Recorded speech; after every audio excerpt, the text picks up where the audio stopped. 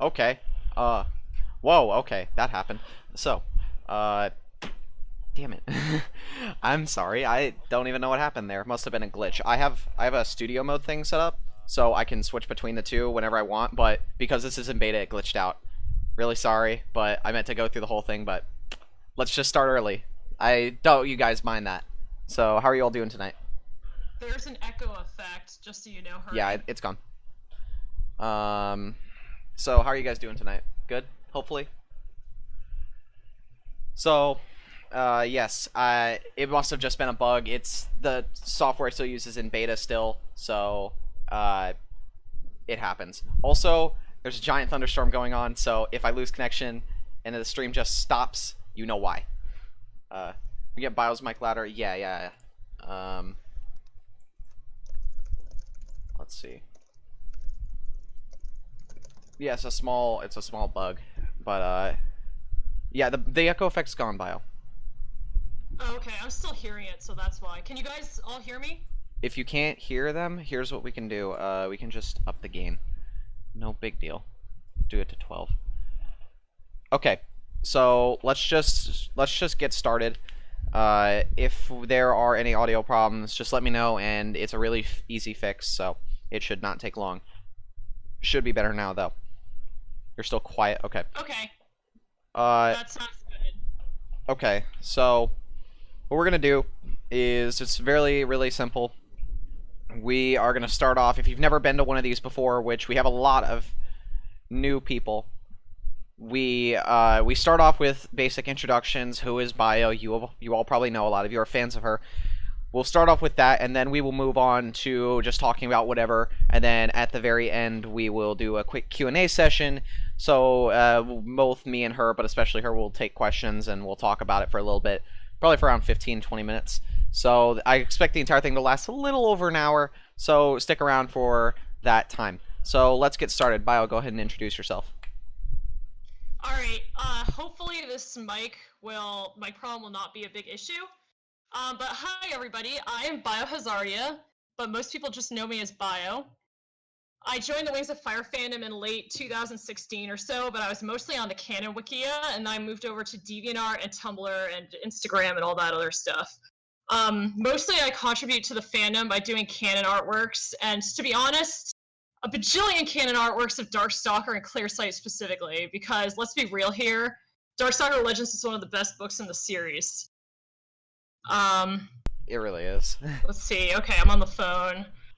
We might have to restart the Discord call. But anyway, to continue the introduction, I've also Don't you mean participated Boy in some Hazard? group animations, uploaded speed paints on YouTube, and I also co-founded a role-playing group on DeviantArt with Alaska Drawing called Pyria Pantala, which is very active and has a great community.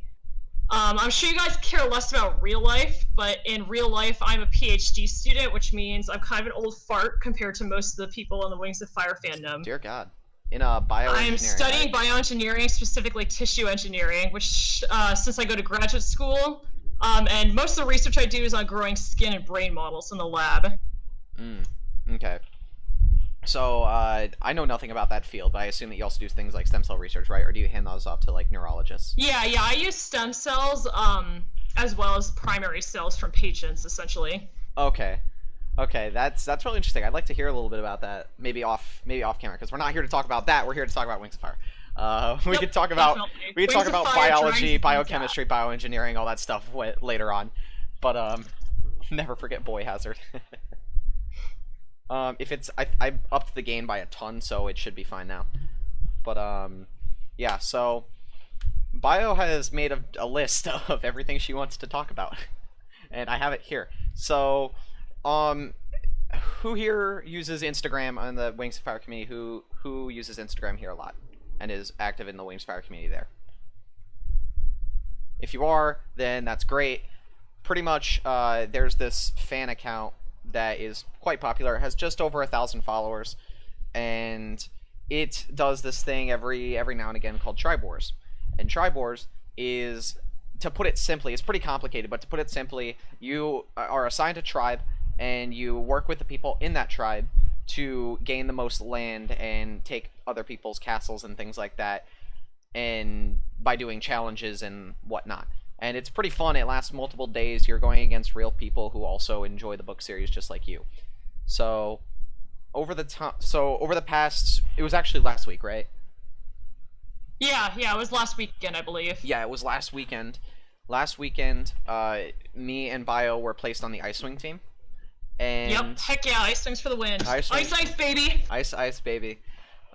So we were doing that, and we did a ton of challenges and things like that, and we ended up winning. Yep, we crushed the Sandwings in the final battle. Yes, we had a final battle, and it ended up being, I believe it was the Sea Wings, the Night Wings, it was the Rain Wings, the Night Wings, the Sand Wings, and the Ice Wings. Sand Wings and the Ice Wings, yeah. Except for the Sea Wings the Sea Wings got booted out. Yeah, the Sea Wings got booted out because they weren't there for like 2 seconds, and yeah, I don't know. But it was really fun. It was a really good time, and I plan to be doing the next one. It'll be. I don't know if I'll be able to do the next one just because it was pretty time consuming. So basically the way it worked is that like people signed up for different teams, they got sorted into different teams, and then they competed in challenges for points to see who's the victor. So challenges were like we had to draw a banner of our tribe and make a symbol, which Hurry drew the moon globe tree from that Frostbite made for the Ice Wings for the symbol. I actually. We had to make like a tribe OC. Yes, I can put we have to make a meme. I'm gonna put the icon or the banner thing. I'm gonna put it on stream so you guys can see it. So okay, go for it. Yeah, so keep talking and let me just kill time so I can grab it. Okay, so yeah, so other things we had to do is we had to make a meme for our tribe. We had to draw a side canon character for our tribe, so I drew links for that. We should draw a team portrait, like write a poem, and other things like that. And there's also a land grab system, sort of, so that tribes could exchange the points that they got in the challenges to conquer land and maneuver to get other teams out of the game, basically. Yeah, it was pretty sweet. But it's really intense because it's a game that spans over just one weekend, and you get notifications basically from the game master saying you got to draw a canon character from the series and it's got to be submitted in 2 hours, and you're like, oh snap, and then you got to draw really fast. And then there are also at the very end, there were like pretty epic challenges where like if you got into a fight or a war with other tribes, it'd be like you've got to draw, like the last war, for example, was we had to draw Prince Albatross in 30 minutes. And then like basically like compete with the Sandwings to see who could do the better drawings, basically. It was really fun. It was really fun, but definitely very, very time intensive. And it all took place on Instagram. Yeah. So I'm gonna really quick post the. I'm really quick gonna post it here, and I'm just gonna show you guys. So this was the. We also had to come up with a little quote though, and we ended up with a quote which is kind of cheesy, but all of them are, and it was soft like snow, sharp like ice. And oh yeah. Yeah, it was kind of cheesy. I had one for the Hivewing team when I did it, and it was don't wing it, sting it. And that was my favorite. That's a good one. I like that. That's hilarious. Yeah, I made it up and it just kind of stuck. I don't even know how I came up with it, but this was our banner. So, Bio did like the background stuff, and I did the lettering and the moon globe tree. So, yeah, don't wing it, sting it. Soft like snow, sharp like ice. Yeah, it made no sense, but we had to put something there. We won by a long shot. It was really good. Yeah, we crushed it. It was good. Yeah, so this was our result, and it was really fun. It was really fun to do, and we all got to work together and do it. So, yeah, I'm gonna just get rid of this now.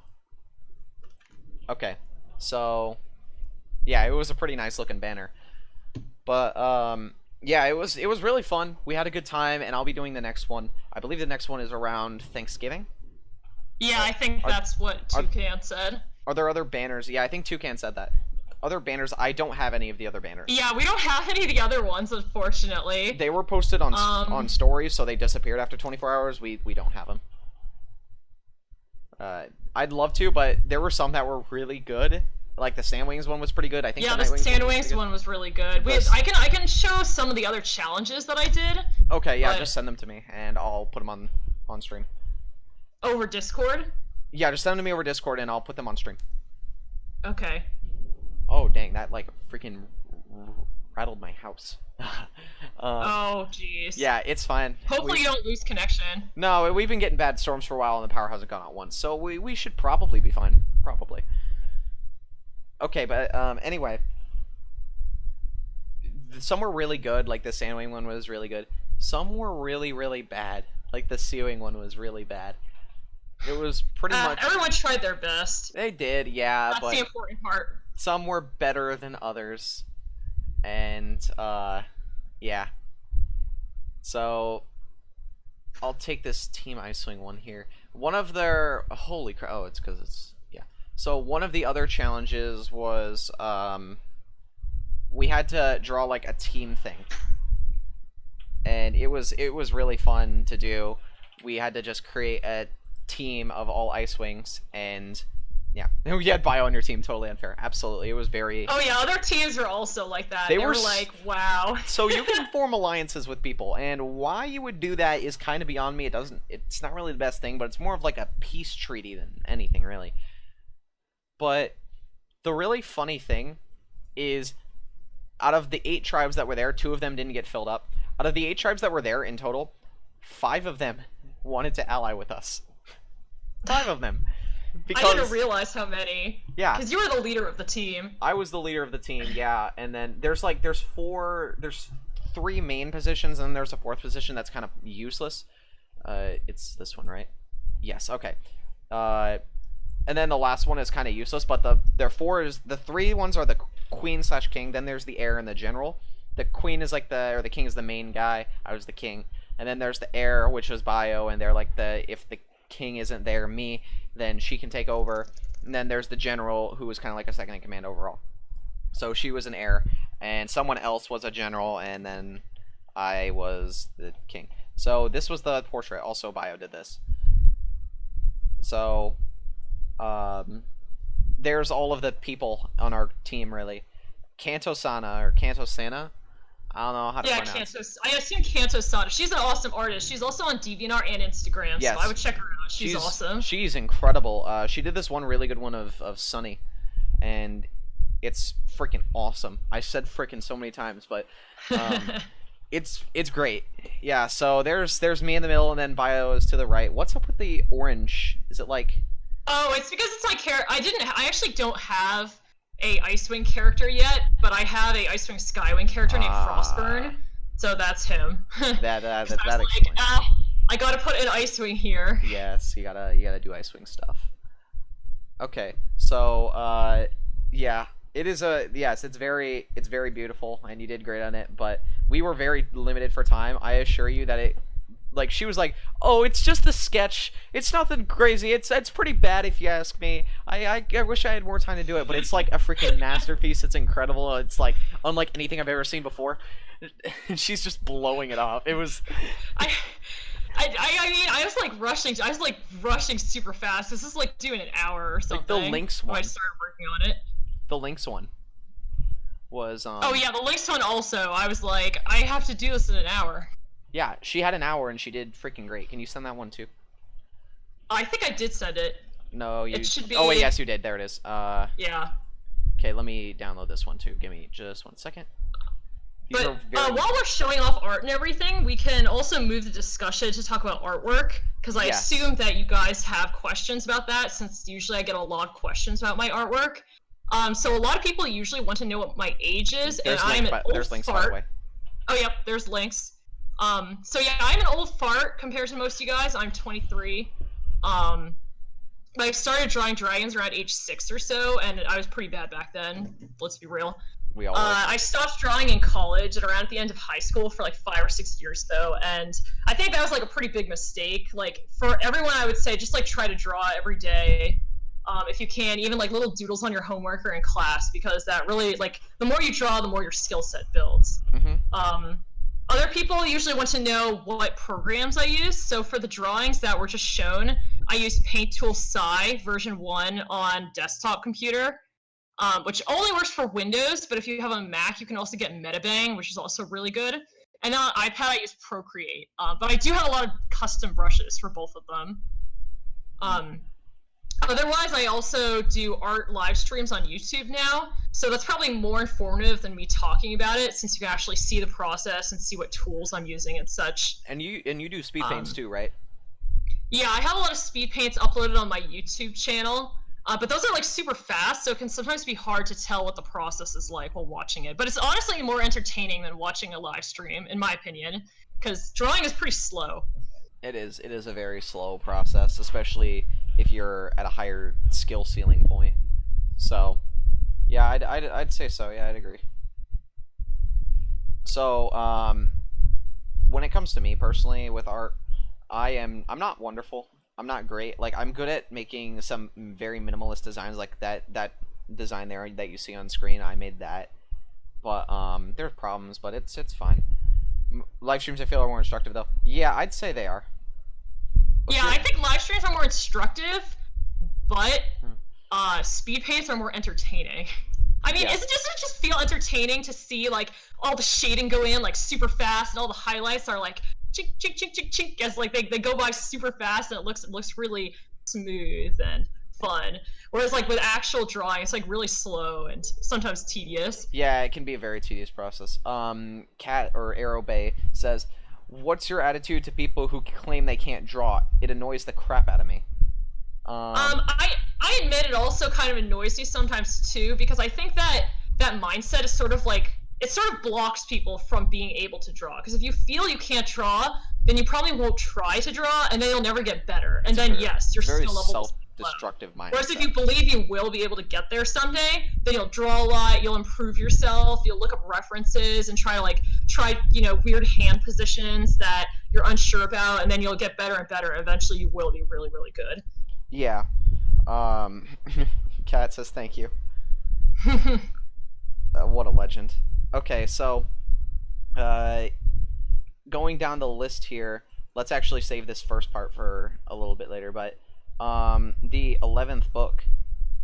Oh yeah, there's so much meat to dig into there.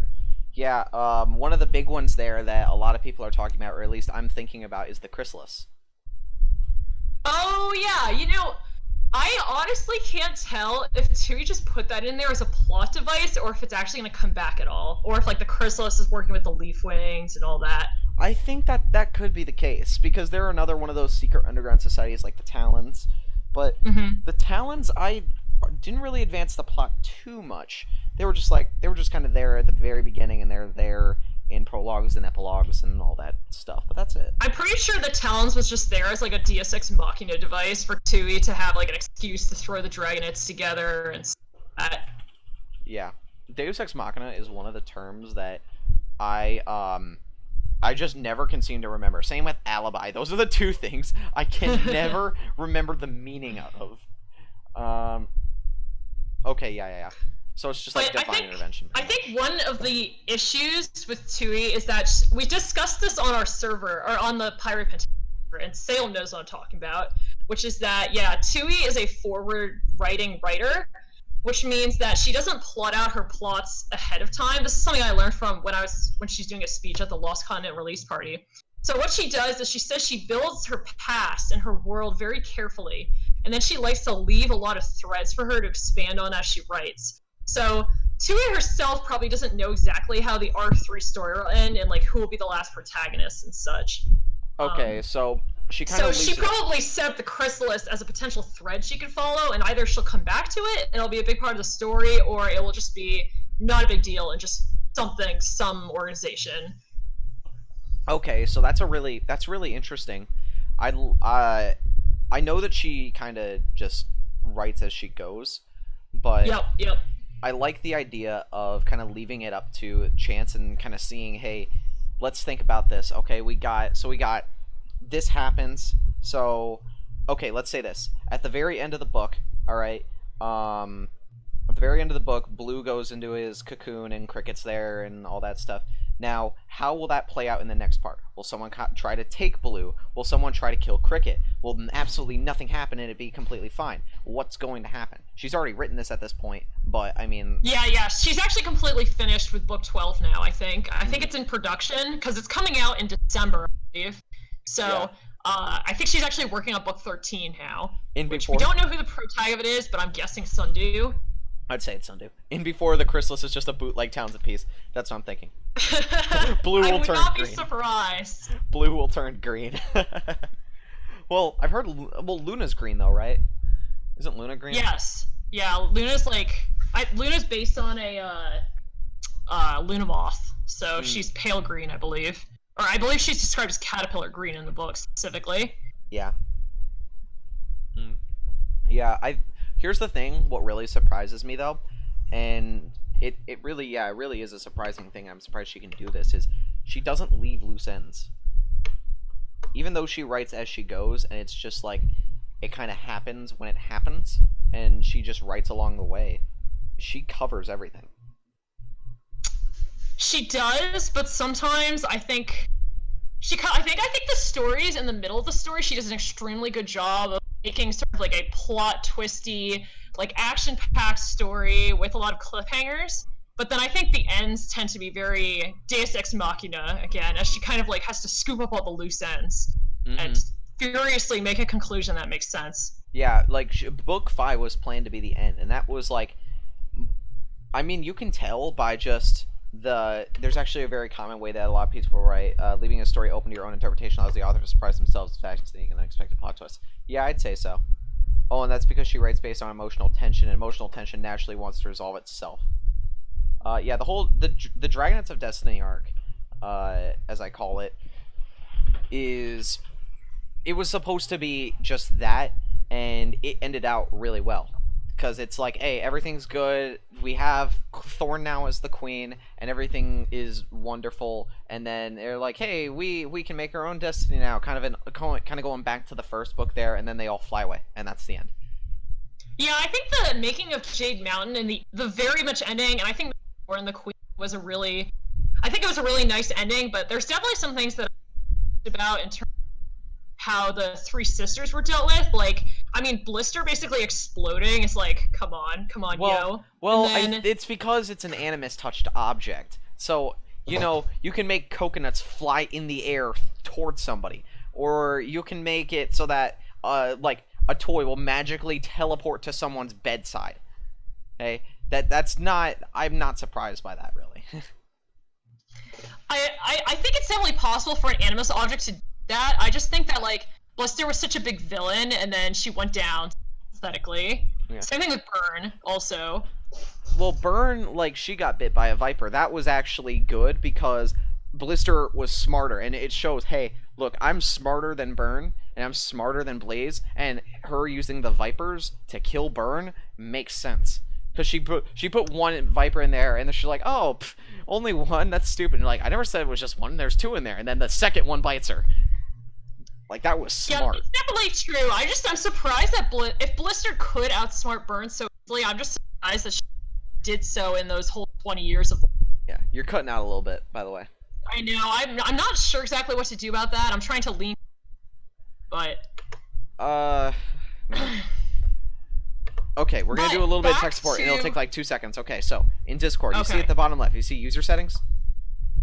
Yeah. Oh, you want me to check my mic settings? Click it, click voice and video. Okay. It is detecting my voice. Do you see automatically determine input sensitivity? Is it on? Yes, it is on. Turn it off. It is on. Really? Okay. Oh, and then turn it to the highest? No, just keep it on 100%. Is that 0 dB or... Oh, okay. That'd be right down the middle. I have it at negative 47. Well, I keep it about down the middle, but whatever you want. Okay. Okay, so yeah, now it shouldn't cut out. It should be just fine. Okay. Alright, tech support is over. Anyway, I really like how the first arc turned out, though. No loose ends. A lot of people say, oh wow, the second arc ended out really, really badly. I personally really liked the second arc. I know that it was kind of... We definitely disagree then, because I'm certainly one of the people who's like, I had a lot of problems with Arc 2, but when I talked to Tui at the interview at the Lost Continent release party, I had some of my stipulations resolved. So I feel a bit better about it now. I'm still salty, but I feel a little bit better about it now. Hey, let's talk about that. Let's talk about you meeting Tui. Oh, okay. So, yes, I was at the Lost Continent release party. I met a lot of younger fans there. They were mostly fans in like middle school, I'd say, and elementary school. Yeah. Whereas I feel like most of the fans online are in late middle school or high school. But everyone was really, really friendly. And Tui herself is like literally the nicest person on the planet. Like #1 fandom mom. Like takes care of every single fan. Like She talked to every single fan. She like spent like 5 hours signing books and like tried to make every kid feel special. Like I was super impressed by that. I met her last year actually. I met her just like this at this outside thing. It wasn't in a building, it was outside, and it was set up like with tents and all that. So it was very hot, and it really sucked, but it was really fun to go and meet her. She is very, very nice.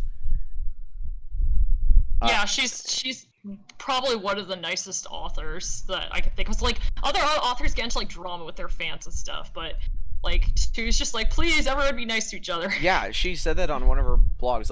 Let me read that to you guys really quick. It was this one here. It was the one about the shipping wars. Yes, she said another Wings of Fire note. I hear that there are some very passionate shipper wars happening online, and I don't want to wade into details, but I do want to say, you guys, I love you all. I love so much that you care about these dragons enough to have such strong feelings about them, and that you care about their world enough that you want to jump in and defend characters and fix the problems you see. Just please remember that at the other end of these bits and bytes, there are real lovely humans who love books and dragons as much as you do, and would probably be your best friends if you met them in real life. You're all the smartest, sweetest people full of enormous empathy and creativity. I trust you to read and write only whatever fanfiction makes you happy and avoid what doesn't. And also to know that if you ever meet a Darkstalker in actual real life, don't date that guy. Find a Clay or a Kinkachudu or a Starflight instead. Smiley face. Oh yeah, so something really interesting about Darkstalker, if you guys read my like journal about when I was talking to Tui, you guys already know this probably. But something really interesting about Darkstalker is actually based on an ex-boyfriend of Tui's from when they were like, in high school. Really? Yeah, no, it's really entertaining. She was telling me quite a bit about it, actually. So he's based on an ex-boyfriend from when I think she said she was 16 at the time. And she said that basically a lot of the lines that Darkstalker actually says in Darkstalker Legends are direct lines that the boyfriend told her and her friends, basically. Did she give an example? She said she kind of felt like Clearsight because apparently this guy was throwing his life down the toilet in some way or another. And she really, she like cared for him because she was his girlfriend, and she wanted to try to lead him on the correct path, but he kept on like screwing himself over, basically. Were there any like specific quotes that she gave? No, she didn't give any specific quotes. But she said that like, at age 16, everything like feels super epic, basically. So he kind of blew a lot of things out of proportion. Yeah. Well. That's something I never knew. I didn't even think that was something she'd do.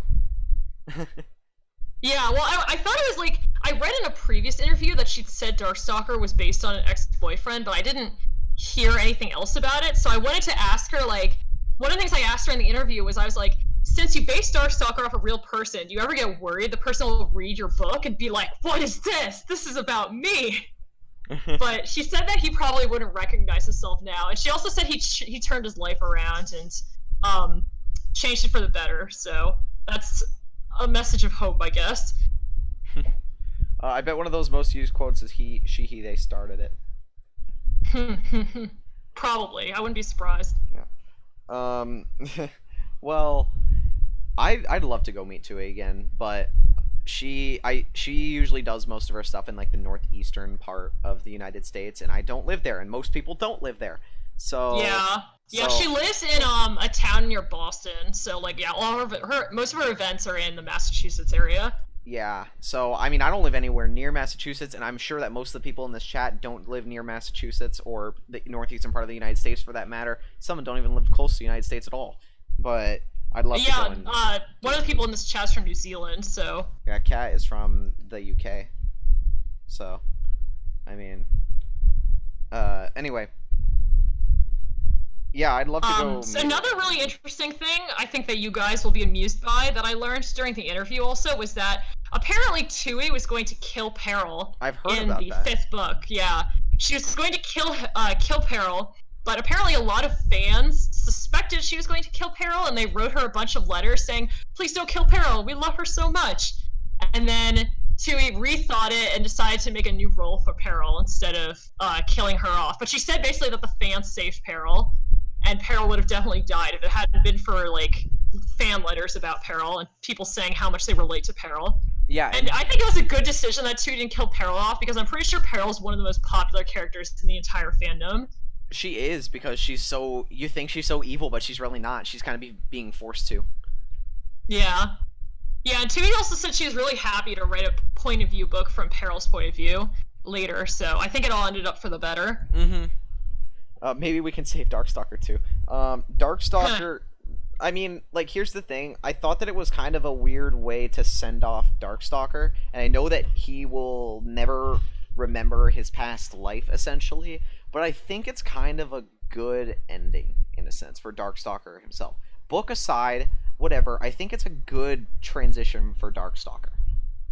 Yeah, Tui said she wanted to give him another chance, basically, and I do agree with her that the only way he could have gotten another chance is to erase all his memories and take away his powers that he was misusing. Mm-hmm. Then I don't like the way that Darkstalker became Peacemaker, but I do think that having him turn into Peacemaker was a good solution. Mm-hmm. I mean, like, everybody wanted to see him, like, just die in some way. Like, he... Yeah, I asked Tui about that, and she said she's very against just outright killing Darkstalker, because she said he was supposed to be immortal, so that just wouldn't make sense. Right. So, I mean, the only way that they were able to even do that was by tricking Darkstalker into eating a strawberry. And then, it all goes from there. But a magic strawberry, yes. Thank you, Kinkajou. Isn't that weird? A Rainwing technically beat the most powerful Nightwing to ever live. Isn't that weird? Yeah, that part I'm not a huge fan of. Mostly because I'm just not a huge fan of Kinkajou in general, but I did want it to be more epic, and Kinkajou writing on the scroll was not very epic to me, but I know some people like it, so... Yeah, I think it's kind of clever. Kinkajou, like, she's kind of a forgettable character, but kind of not. She's never getting a book, because... Yeah, she's definitely never getting a book. People asked about that at the Lost Content release party, and Tui basically said, Kinkajou is never getting a book. It's pretty much confirmed. Yeah, it's because most of the only reason that she makes books for characters is because they need to get from point A to point B. They need to grow as a character. Mm-hmm. So like she said in like a live stream with some guy, she said Kinkajou is basically done. She is and not like in the series. I mean, as a character, she doesn't need to get anywhere. She doesn't need to develop anything. She's just a full, complete character. And people like Moon or Peril or Turtle or Kibble or who's number two? I don't know. Winter. Yeah, I completely blanked there. They all needed to get from one place to another, and that's why they had books. But Kinkajou didn't need that because she's already a complete character. She's a pretty shallow character and is pretty simple. But people like dragons like Peril, she has freaking fire scales. Okay, Winter, he is royalty and he needs to be royalty, but he also has like this love crisis, and he also feels like maybe he should stop being so mean to everybody. And Moon, it has powers, and it all goes from there. But speaking of Moon and Kibble and how Tui usually centers books on certain characters to make them grow, I have no idea how Tui is going to introduce the worlds of Pyria, the world of Pyria to the world of Pantala without having Moonwatcher and Kibble being main characters again. Because we all know that at the end of the 11th book, we know that the dragon who Kibble and Moon find in the hut is Luna. So, and Luna's all like, oh, you're a prophet. We can use your future vision to defeat Queen Wasp. So that kind of implies that Moon and Kibble are going to be major characters in the next arc, which doesn't really make sense because Moon and Kibble have already gone through a ton of character development. Yeah, I think they're going to be supporting characters, but they're going to be major supporting characters. Kind of like Kinkajou.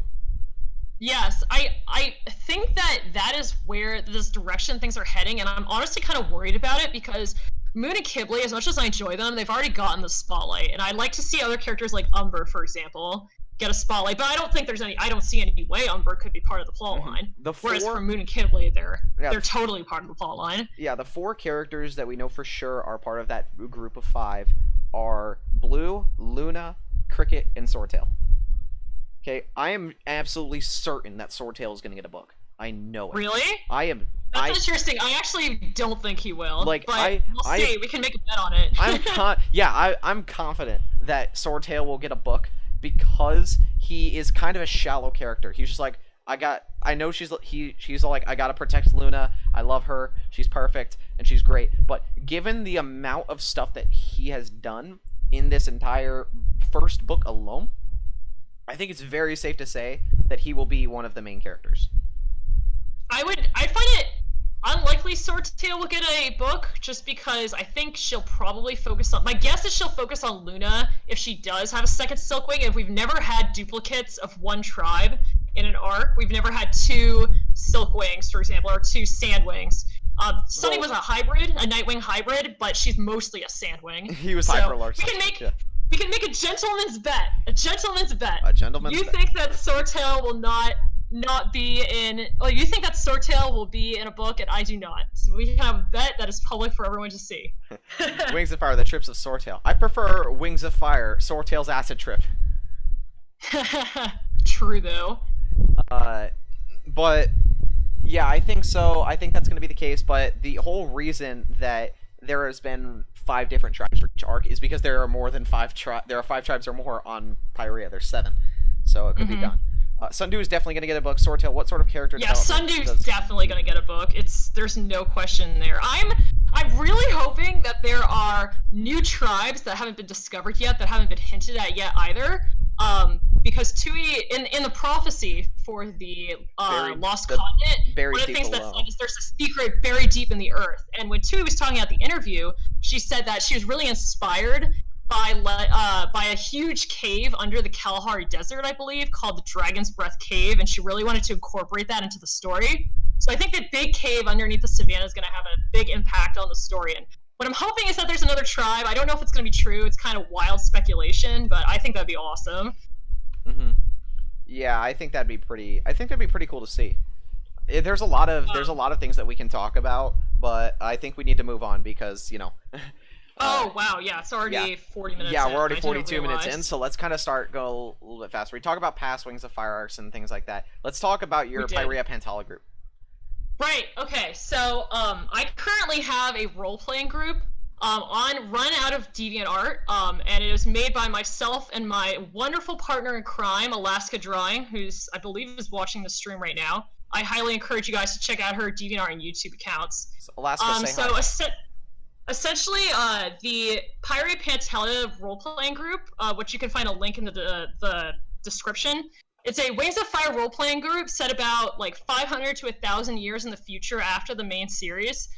It takes place primarily on an island that's directly in between Pyrea and Pantala called Isle Mezzo. Okay. And the main aspect of the group is the Pyrea Pantala Alliance, which is a group that's kind of like the Talons of Peace, but way more competent. And basically, you are our role players in the group. Role play as characters from this alliance, and they're basically a group of dragons dedicated to keeping the peace on Pyrea and Pantala. And they go out on missions to help keep the cities safe from bad guys. People go on epic plots to save the world, big political plots where you guys have to stop wars or catch murderers, things like that. We also have a Pyrea Pantala University component to the group, which is kind of like a school setting similar to Jade Mountain Academy, but also set on the same island as the Alliance. Okay.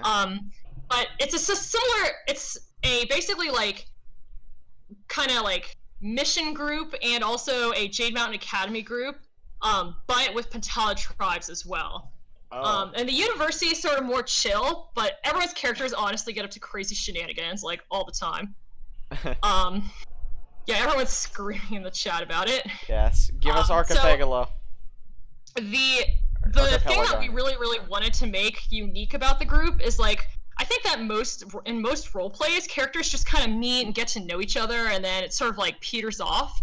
But in our group, we have like an environmental response system, so characters can interact with the worlds, and then things will happen to them, kind of similar to Dungeons and Dragons, if any of you guys have played that. So if you say, your character's going into the deep glade and exploring the deep glade, like you could find, a monster in there, or you could find something like scary in there, or you could just find a simple garter snake. So it's all kind of up to how like the mods will sort of describe the world and describe what your characters are doing, and it's really important to us that characters' direct choices can affect the outcome of the world. So, for example, we're working on a political event between the Ice Wings and the Night Wings, and our peers' actions in facilitating the political event and figuring out the secrets behind some of the nefarious dragons that are trying to ruin the political event, will fully decide whether those two tribes end up going to war in the group or if they forge a strong peace treaty. Or, So it's for very, example, this is so I'm it's sorry, very go on. it's sorry yeah it's very D&D like, it seems. Yes, it's very D&D. Yeah, I'm looking right now, and is this newest journal, the Student Slots Open 812 to 827? Is this what you're talking about for the application thing? Yeah. So for the whole summer, we had a lot of interest in the group when it first opened, and then like all the student slots got filled up, like hoovered up immediately by people. So we've just reopened a bunch of student slots. So for the next week, you guys can apply to join the group and be part of all this madness, basically. Okay. I see all you guys in the chat screaming and yelling about Queen Salamander, you Beckies. Okay, can you briefly explain? Explain the student versus the alliance, or everybody's screaming salamander. I'm out of the loop. Oh, okay, they're talking about the Mudwing Queen Salamander, which a lot of people in the group are a huge fan of, basically. Oh, okay. I can show you a picture. Yes, please do. But why does everybody love her? Actually, let's ask chat. Chat, why do you love salamander so much? Oh gosh, they're all gonna go crazy. I'm getting lots of pies spam. Pies. Yes, chat. Why do you guys like salamander so much? I don't know. I don't. Salamander an NPC, or is she a character? She's the Mudwing Queen. I think it stems from partially that a lot of the fandom doesn't like Mudwings, so a lot of people in the group are like, we want to stick up for the underdogs and we like the Mudwings. So I think that's part of it. Super. And also we tried to make like kind of a unique background for each of the queens and each of the we tried to make the lore of the group extremely extensive so you can really immerse your character in the world and kind of play in it, make your own story in it, and like be the hero of your story, essentially. So I think with the thing they're screaming about with Queen Salamander is that they're really invested in this Mudwing Queen NPC because one of the interesting aspects of her is that she's got a squad in her army called the Blood Squad, where she basically has taken all the blood eggs around the kingdom and trained them into one super strong, fireproof army, basically, that's like really intimidating to other tribes. I think people are a fan of that. Oh, okay. I'm just gonna, if you were to kindly look at the podcast for me, I've made a small addition.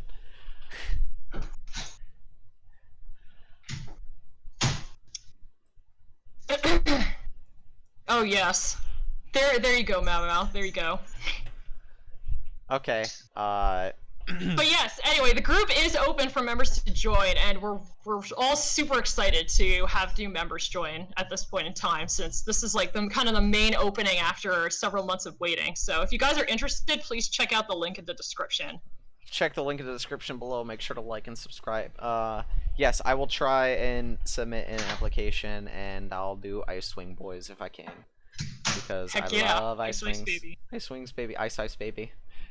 So I think at this point we're actually ready for the Q&A. Yeah, that's what I was about to say. Okay, so we're gonna start a Q&A. We'll do this for like probably 15 or 20 minutes. So let's get some questions in the chat. Any questions that you may have, then just say them here, and either me or Bio will answer them and all that stuff. So fire away, guys.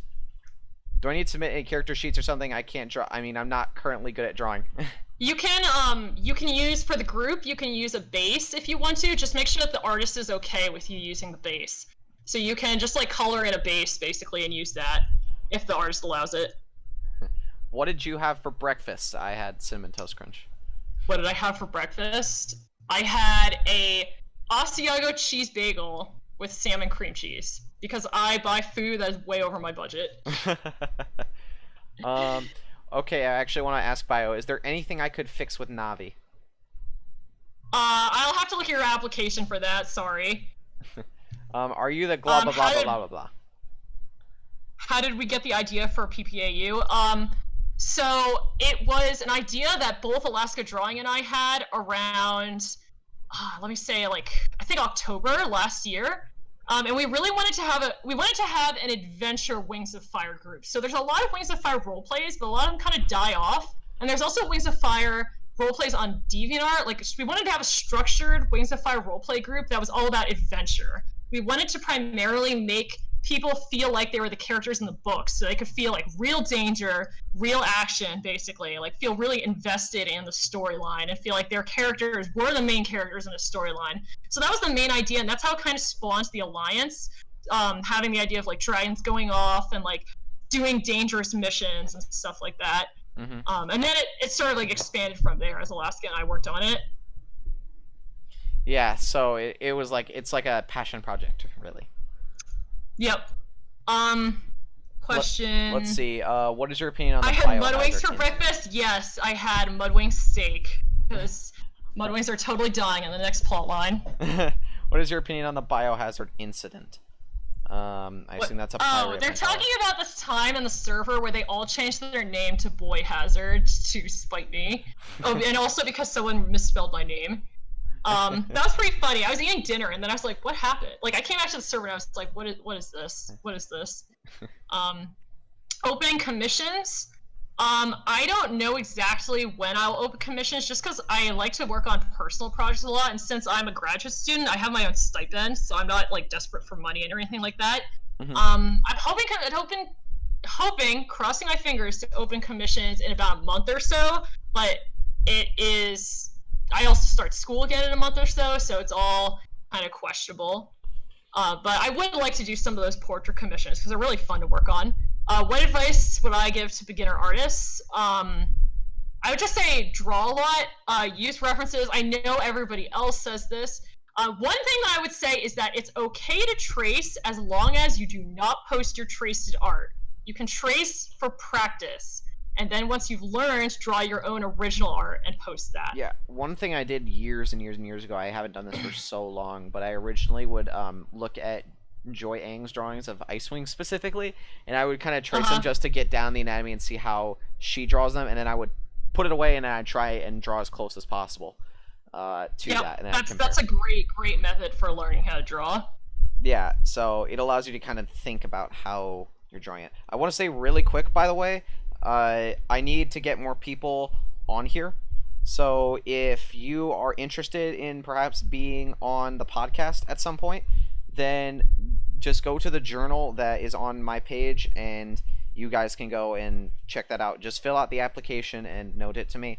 Keep in mind that you might not get picked immediately, you might not get picked at all. I do research on the person and I kind of determine if they would be worth, being on the podcast or not. So like some of the things I look for is I like people with high watcher counts, for instance. I like people with that have made contributions to the community, because I feel like they would be, better people to have on than just somebody that nobody's ever heard about. It'd be more interesting content for you guys, because I know some of you really like these people. That doesn't mean that they'll always get picked, but they have a higher chance of being picked. Also, if you're not really invested in the community, like there's some people that send an invite and then I look at their gallery and they have 0 Wings of Fire related content in it for months, maybe even a freaking year. So if that's the case, then I probably won't pick you at all. Things like that. So I'll give you a link really quick. Out of curiosity, Hurry, what do you think about people who draw mostly fan art versus canon art? Because I've seen I noticed that people tend to really flock to people who mostly draw canon art, and then people kind of get angry when people start to draw fan and artwork. So what's your opinion on that? Because some people only draw fan art because they are not actually very invested in the actual Wings of Fire story, but they're mostly invested in the designs and the lore. So people that draw fan characters and stuff like that instead of drawing actual people who draw only fan characters and don't draw canon characters. Because I know for me, I personally I enjoy watching people who draw canon art because I can relate to the canon characters more. But there's of course some people I like who draw only fan and artwork too. But I find that it's rare. Um, yeah. Hold on, let me just say this really quick. Arbitrary Renaissance. Do you only interview drawing artists? Well, more or less. That's like something I've been doing more or less, but I'm open to new things. If you do say music, or if you do animation, or if you do like writing, I might also put you on. But most people know in the Wings of Fire community, most people are artists, at least in this part of the community. So I mean, that's just the majority. And Xbox, oh, I might have to make an application. You do fan fiction? Okay, we can perhaps talk about that. Just send me a note and maybe send me a link of some of the things that you've done, and I'll take a look at it. Same with you, Max. If you're interested, then you can go ahead and do that. And Xbox, if you want to make an application and you want to do that, I will probably have you on next week because you seem super into it. And yeah, I might take you on next week. That's the only time. Xbox is awesome because she lives near Tui, so she knows all the dirt on Tui and goes to all the interviews. She's awesome. Xbox was the first one to post like images of leaf wings and sylph wings and tell us all what they were like, basically. So that was really awesome of you. Yeah, I usually don't say who is going to be on the next week. I usually keep it under wraps until the day or 2 days before. But yeah, that's I just if Xbox or Cat or however she wants to be addressed, if she wants to be on next week, she can probably get on next week. We'll see. Anyway, hey Bio, what's your favorite Wings of Fire ship? Does not have to be canon.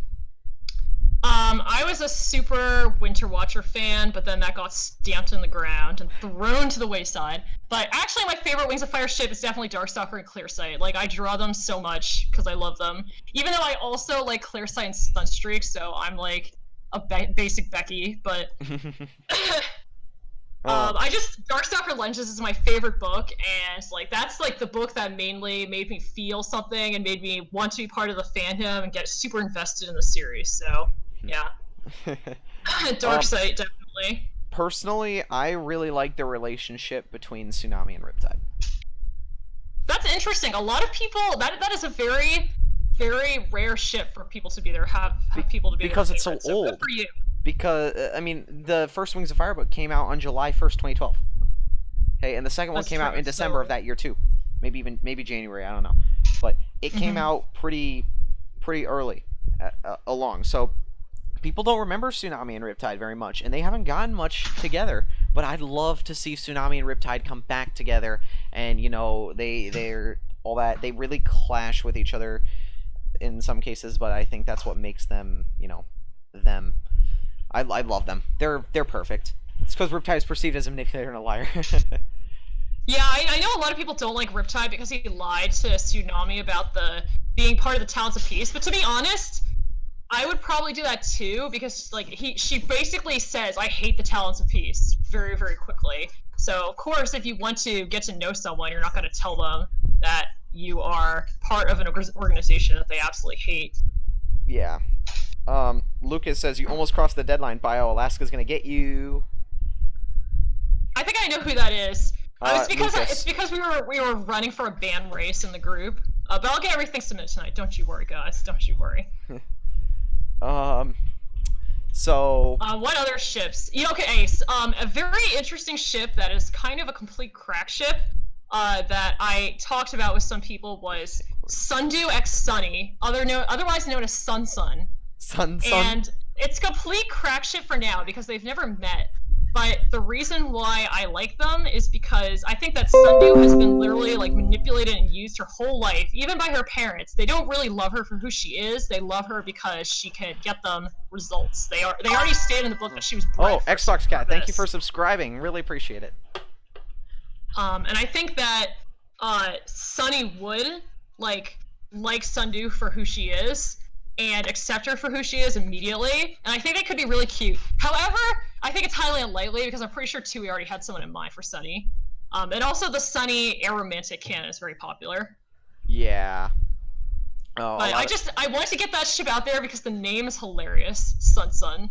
And I think it could be cute in an alternate universe, or I don't know if it ever happens. Again, it's a crack ship for now because they've never met. Yes. Don't ask me my least favorite ship because I will go into a rant. Now I gotta ask you later.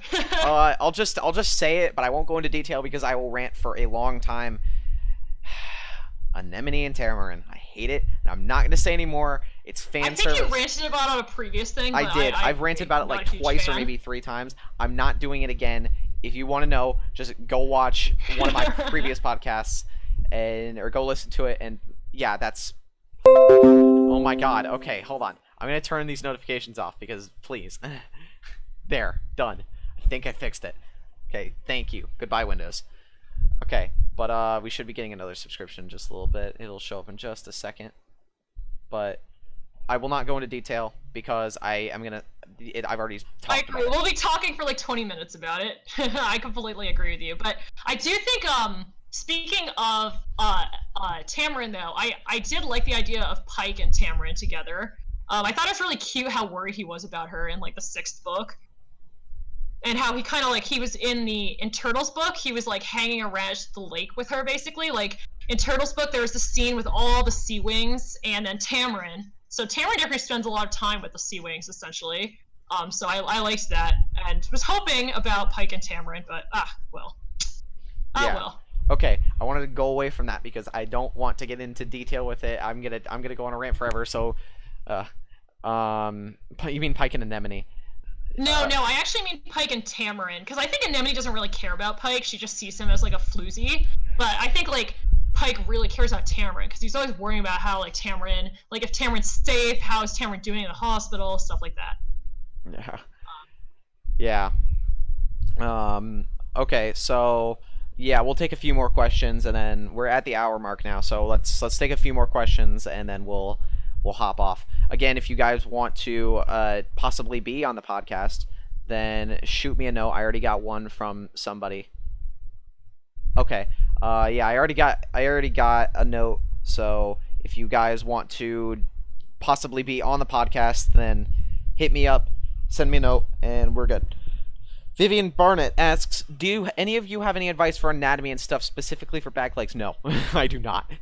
Yeah, that one's definitely difficult. I would look at artists that you like how they do their back legs, and try to, again, in private, reference the picture and try to draw your own back legs and dragons, and then from memory do it yourself and post it online, because heavily referencing artists is like kind of bad juju. You can also use pictures of dogs to help reference back legs, or lions, I think is another thing people like is horses. People like horses too. I am not a huge fan of horse-like dragons, but you could do that. I mean, dragons are imaginary creatures, so yeah. To be honest. What is my favorite thing about running Pirate Pantella?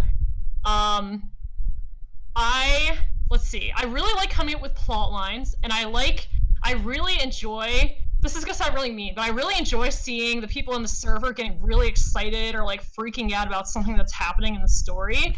I'm not freaking out too much, but like when you guys get really nervous and freak out, being like, oh, I don't know what's gonna happen, I'm so worried for this NPC, it generally makes me feel like Alaska and I did a good job writing the story, basically. So I think that's my favorite part, is seeing people get really invested in the story and like really caring about what happens to NPCs and what happens to their characters and what happens to the world.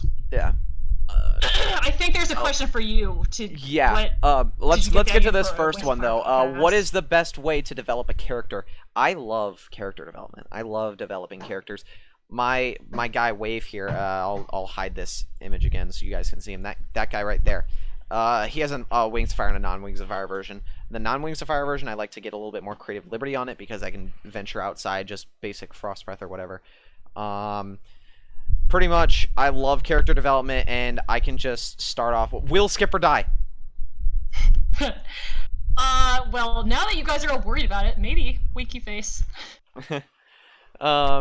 So, I like to start off simple. Just think about, okay, what's an overarching thing? What's a big thing that you want to do with your character? I like to start big and like make it small. Let's assume it's Wings of Fire. So I'll do Wings of Fire Wave.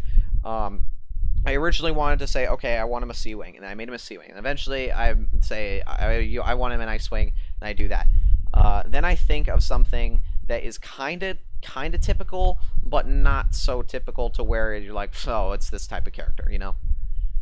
So pretty much, you start big and you go small. I say, okay, I want these tribes. I want this type of personality, and then you get into their interests. You get into their basic life. You get into things like what do they do for a living? What's up with their relationships? What's up with all this different stuff? So for Wave, he is a jeweler. Okay. Oh, that's cool. I didn't know that about Wave. Yeah. I've said it a few times, but he's a jeweler. He's colorblind. He is.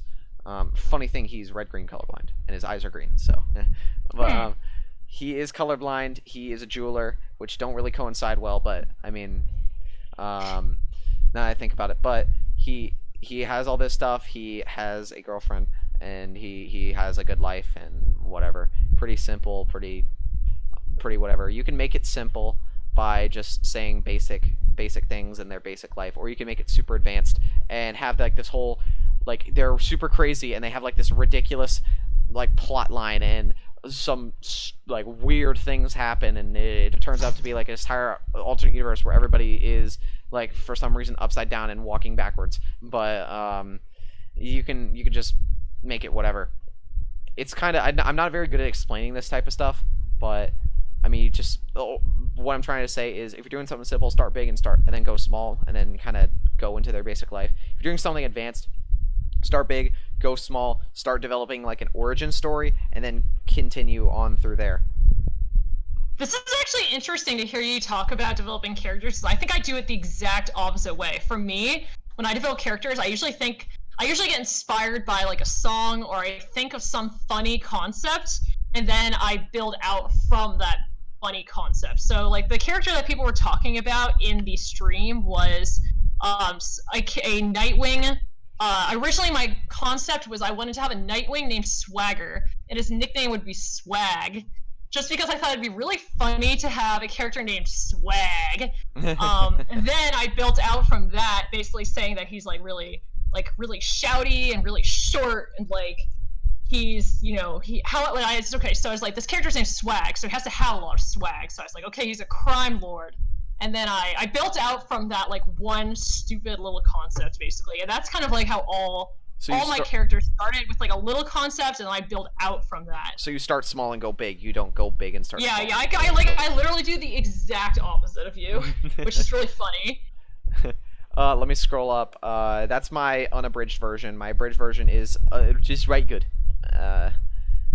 Okay, where did you get the idea of a Wings of Fire podcast? Let me get to this really small one. Dragons Eat Unicorns, right? Yep. Yeah, sure. Where did you get the idea of a Wings of Fire podcast?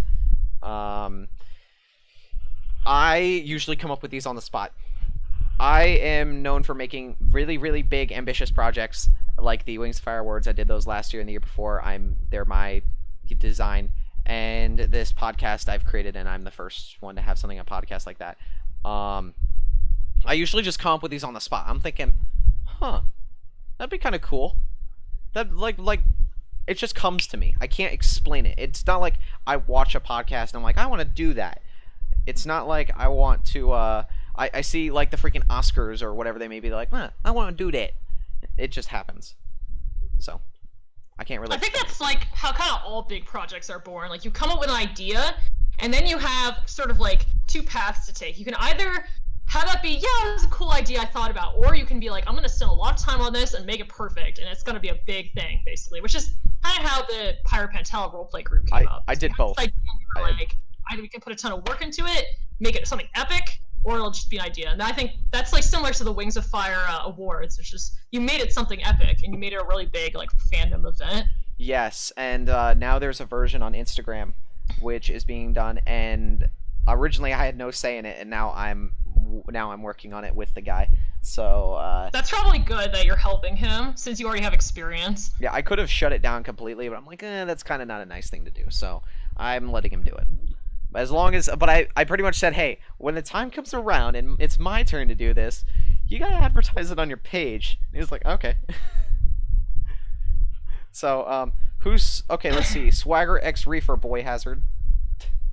They're going crazy. You guys are going crazy. Be nice.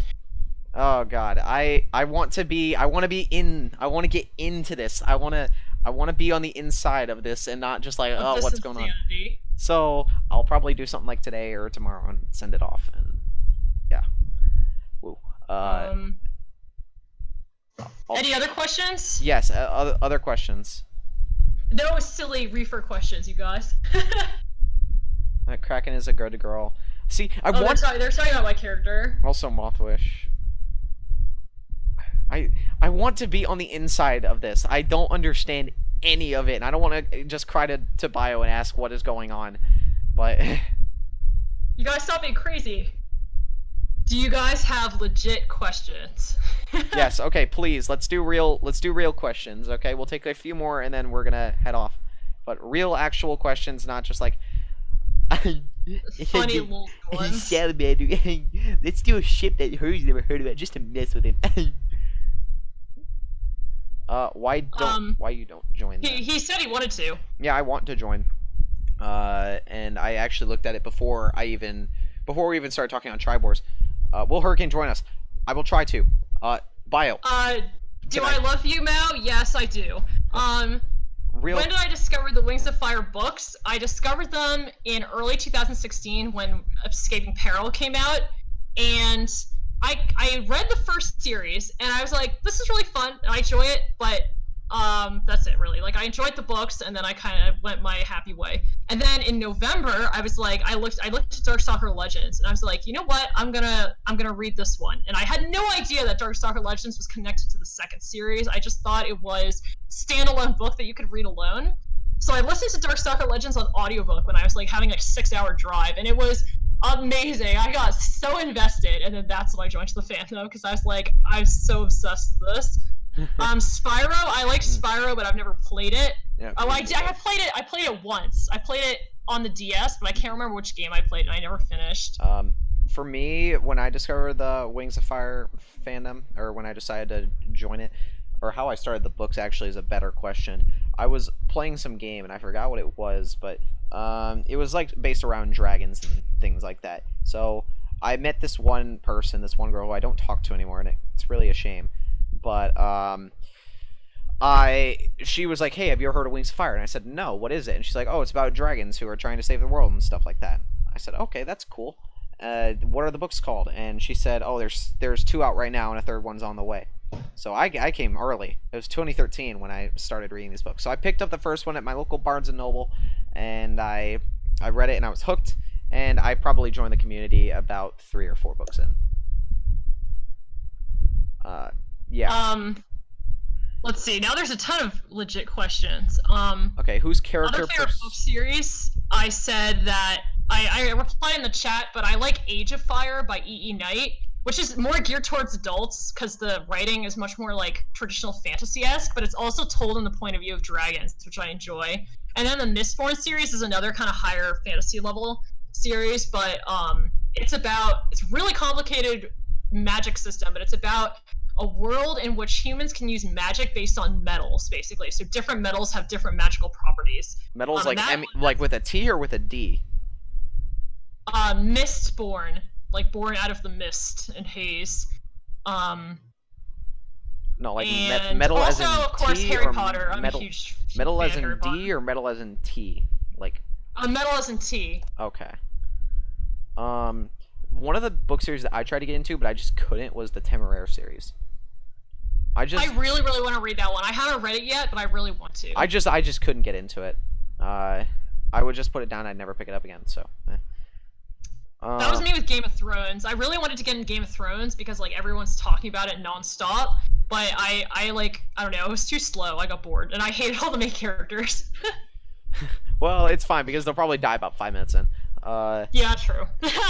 Let's see what else is here. Man, Scales and Honor seems like a good book too, and it came out recently. I'll check that one out. I'm always on the lookout for new audiobooks to read. I have to read audiobooks, unfortunately, because I have a long commute to the lab, and I don't have time to do normal reading anymore, so I basically, read everything via audiobook now. Oh, okay. Whose character's perception was your favorite? That's a really interesting question. That's basically I'm very biased. That's basically just asking which book is your favorite. Honestly. Yeah, I'm very biased, so I'm gonna say Darkstalker and Clearsight because yeah. But again, that's a very, very biased answer. I like Darkstalkers too. Yeah, Darkstalker is a boss. I like his whole character is an emotional roller coaster. I love him and his like his various escapades and whatnot, and him, going around and being like, hey, I'm evil, but I'm also good, and also I'm empathetic, but I'm also a monster, and also whatever. It's like a collection of things, and I love it. Yeah, I really enjoyed in the Darkstalker book how kind of you got to see the point of view of Fathom, who didn't really know what was going on, Clearsight, who's desperately trying to stop the inevitable from happening, and then Darkstalker, who's like thinks he's a good guy, because in reality, nobody ever thinks they're a villain. They always think they are doing the great thing, right? So it's like very, very interesting to see the point of view of somebody who is evil but like fully believes that they're doing the right thing and like has some good reasons behind what they're doing.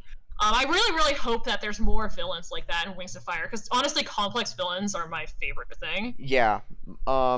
My two, if I'm gonna kind of tangent off this, but it still involves Darkstalker. The two saddest scenes in the entire series both occur in book 10. Okay. Book 10? Mm-hmm. This is interesting. Okay. What are your two saddest scenes? If you ask me, so the first one was Darkstalker going back to the lost city of night, and he cries about Clearsight and how much he misses that her. one's in book 9. Okay, that's. That's in book 9. I thought it was book 10. Yeah, it's in book 9 because Turtle's the one who's watching him. Oh, well, he cries about it, and But yes, he really I misses agree. her. That was also like one of the saddest scenes in my opinion. I felt so bad for him because he really did love her, and he really thought he was creating a perfect future, but he didn't. But he's also crazy. He's also kind of crazy, yes. The other one, it makes me sad just thinking about it, dang. And the other one is actually in book 10, and it's when Darkstalker goes with the Nightwings to go fight the Icewings. And interesting. You think that part's sad? Yeah, because of the spell that Turtle does. Or is it Turtle? Yes, it's Turtle.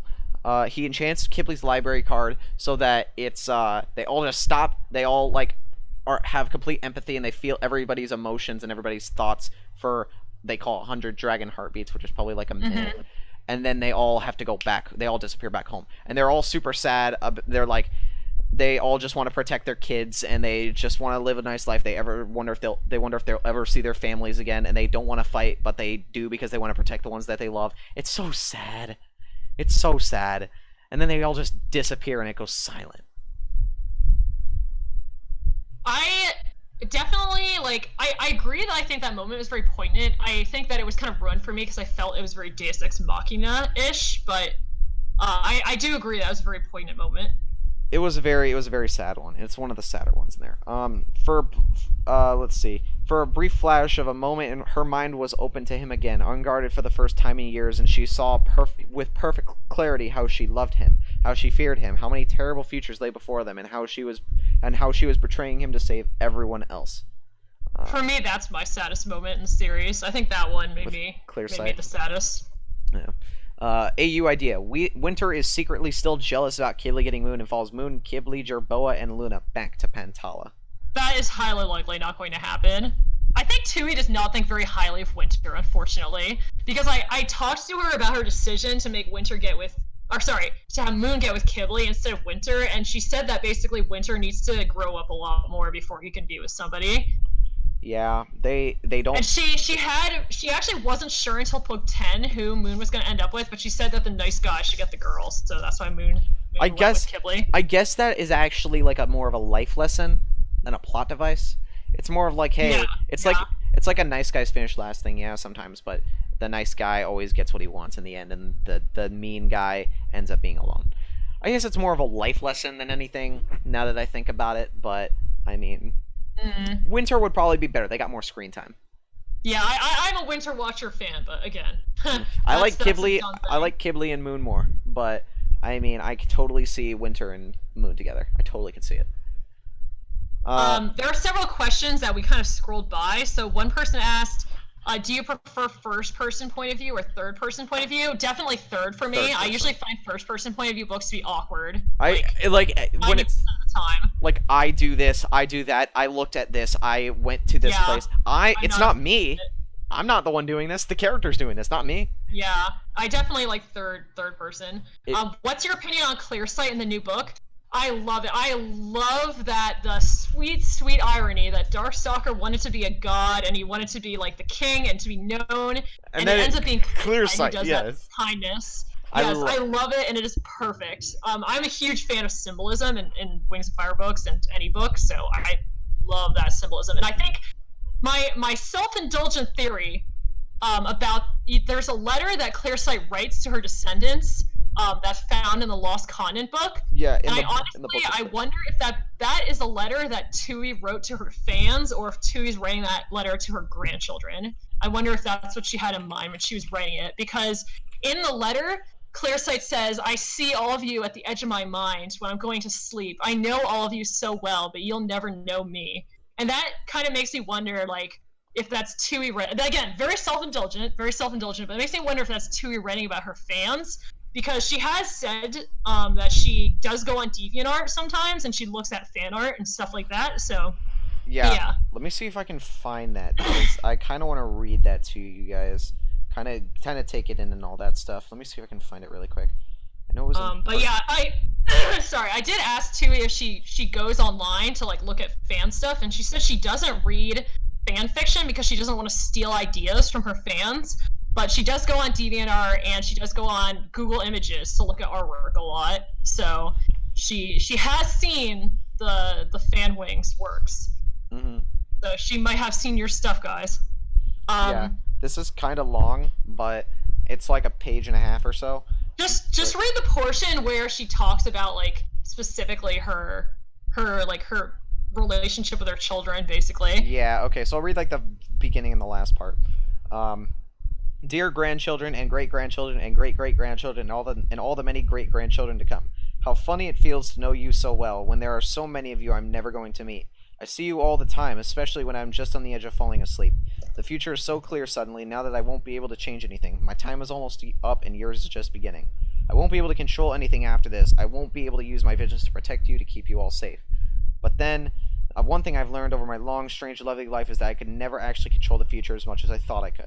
I should have learned that lesson with my first love back home in Pyrea, but I kept trying anyway, and I did manage to keep you all alive. I battled for the future for that much, and I won. But the future will always win in the end because it continues on forever and to where I cannot go. So this is my last battle, the last thing I can do to try and keep my claws on the balance of the future, to keep you as safe as long as I can. Then she explains what the book does and all that stuff. Mm-hmm. She says, "There are some hard times ahead, as there always are, everywhere and for everyone. I'm sorry I won't be here to help you rebuild after the earthquake. I hope I've written down enough advice to get you through the famine. But most of what I see is joy. Your futures are full of joy. What a miracle it is to be a dragon alive right now and part of this wonderful world. Do you ever stop to think about that? About what an odd and lucky thing it is to be in this soul inside this body? To live in a world with so many marvels in it. I am so grateful to have known and loved you all. All the hurricanes and earthquakes and fires and storms cannot break you if you remember a few things. We are here to love with all our hearts, with our whole hearts. Lean into your kindness and empathy in the face of evil, but do not let evil win. You are the only dragon who can decide who you want to be. Don't let yourself get stuck on someone else's path. Search for what is true and think for yourself. Over 100 years ago, I thought my life was finished and there was nothing left to live for. I was so wrong. Keep going. The list of things to live for is limitless, and it is possible to be happy again. And this one is going to sound ridiculous coming from me. Don't worry about the future so much, or else you might miss out on the extraordinary present. Be happy, dragons of the future. You can change the world with your joy and your hope. All my love, Clear Sight." Yeah, that letter was really, really sweet. I honestly like. I do, again, self-indulgent. I do hope it is about her fans, because she's basically telling everyone, like, giving advice to her readers that there's so much to live for, and honestly, in people's lives, they will always face a moment where they're like, "It's it. I'm done. I failed in some way. Something horrible happened. There's nothing left." But there always is, and I think she really wants to give that message of hope to her readers. Yeah, there's the pages 282 to 284. So Um, if you want I to read think it, that's go a ahead. really good place to stop, honestly, with Clearsight's message of hope to everybody. Yeah, it really is. Um, Kill suicide, says Maximus. That's kind of ironic. Well, not really ironic, but whatever. It is such a nice letter. It's such a sweet letter. And yeah, I think that actually is a really good time to end this. So yeah, thanks everybody for joining us. yeah, I really enjoy for those of you that stuck all the way through to the very end. Thank you guys for coming. I really do appreciate you guys coming out and listening to me and Bio talk about our favorite book series. And yeah, it's great. So if you again one more time, if you guys want to possibly be on a new podcast, then you guys can come and check us out. Just send me a note. I'll send the link again if you want. That should be it. So yeah, go ahead and send me a note and fill it out. There you go. So thank you for joining me, Bio. I really appreciated you having here, and I'm sure all these wonderful people did too. Yep, thanks for inviting me. This was really fun. Yeah. Hopefully I did not script too much, you guys. And you were all entertained thoroughly. Yeah. I will be on next weekend, next Saturday at 4 o'clock p.m. Eastern Standard Time. But I've said this last week, and I'll say it again next week, or I'll say it again this week too. I will not be live on September 1st. That's 2 weekends from now. Okay. I will not be online because I will be out of state. I'll be way far away. I will be nowhere near my computer, so there will be no podcast that week. So I'm sorry, but it's what has to happen. So yes, I will see you guys on the 8th following that. But yes, there will be one next week, so do not fret. Let's see. Hey, thank you for the podcast. I was most definitely not bored by you, Bio. Most definitely not bored by you, Bio. I am glad. So I'll see you guys all later, and signing off. Yeah, signing off. So All thank right, you guys. take care, everybody. Yep. Thank you guys for coming in, and I will see you next week.